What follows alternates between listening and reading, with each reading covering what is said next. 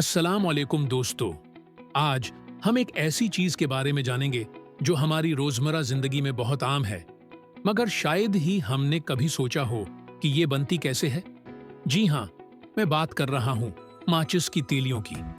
वो छोटी सी लकड़ी की तीली जो एक लम्हे में रोशनी पैदा कर देती है। तो आइए देखते हैं माचिस की तीलियां आखिर बनती कैसे हैं। स्टेप नंबर 1, लकड़ी की तैयारी। सबसे पहले माचिस बनाने के लिए लकड़ी का इंतखाब किया जाता है। आमतौर पर नरम लकड़ियां इस्तेमाल होती हैं, जैसे पोपलर, एस्पन या व्हाइट पाइन। ये लकड़ियां इसलिए चुनी जाती हैं क्योंकि ये आसानी से कट जाती हैं और उनमें आग जल्दी पकड़ती है। दरख्तों के तनों को फैक्ट्री लाया जाता है, फिर उन्हें छोटे छोटे गोल टुकड़ों में काट दिया जाता है।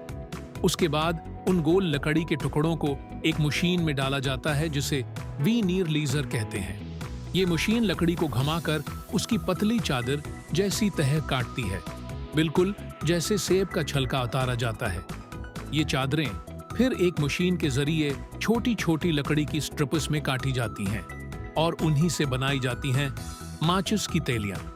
स्टेप नंबर 2, लकड़ी का खशक करना और सफाई। अब जब ये छोटी छोटी तीलियां बन जाती हैं, उन्हें खशक करने के लिए बड़े बड़े ड्राइंग ओवन्स में रखा जाता है। उससे उनकी नमी खत्म हो जाती है ताकि बाद में आग जल्दी लग सके।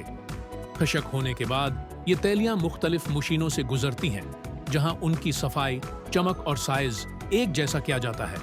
अब ये छोटी छोटी लकड़ियां माचिस की तीलियां बनने के लिए तैयार हैं। स्टेप नंबर 3, तीली के सर पर केमिकल लगाना।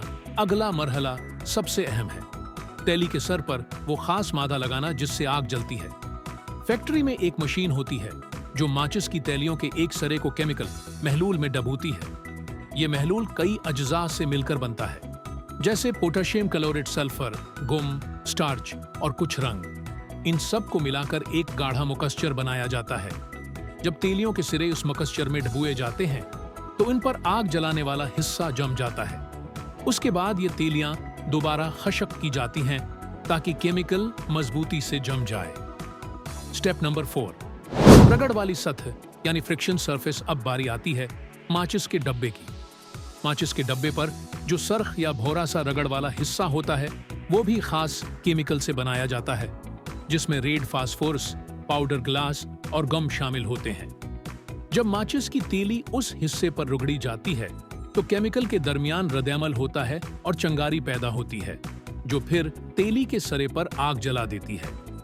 Step number 5, packing. अब माचिस की तैयार शुद्ध तीलियां खुदकार मशीनों के जरिए एक लाइन में तरतीब दी जाती हैं और फिर उन्हें माचिस के छोटे डब्बों में भरा जाता है।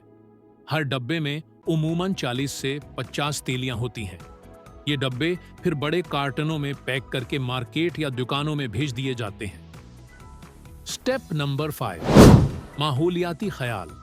आजकल कुछ फैक्ट्रियां माचिस बनाने के लिए लकड़ी की बजाय कागज या कार्डबोर्ड इस्तेमाल कर रही हैं, ताकि दरख्तों की कटाई कम हो और माहौल को नुकसान न पहुंचे। कुछ जगहों पर सेफ्टी माचिस बनाई जाती हैं जो सिर्फ खास रगड़ वाली सतह पर ही जलती हैं, ताकि हादसात से बचा जा सके।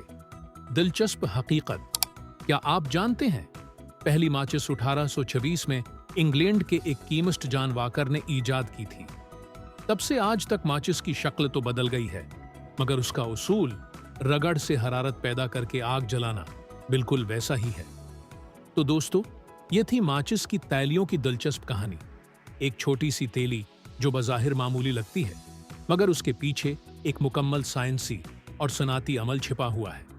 आग जलाने से लेकर रोशनी देने तक ये छोटी सी चीज हमारे घरों, बावर्ची खानों और कारखानों में बड़ी अहमियत रखती है। तो ये थी हमारी आज की वीडियो। उम्मीद है ये आपको पसंद आएगी।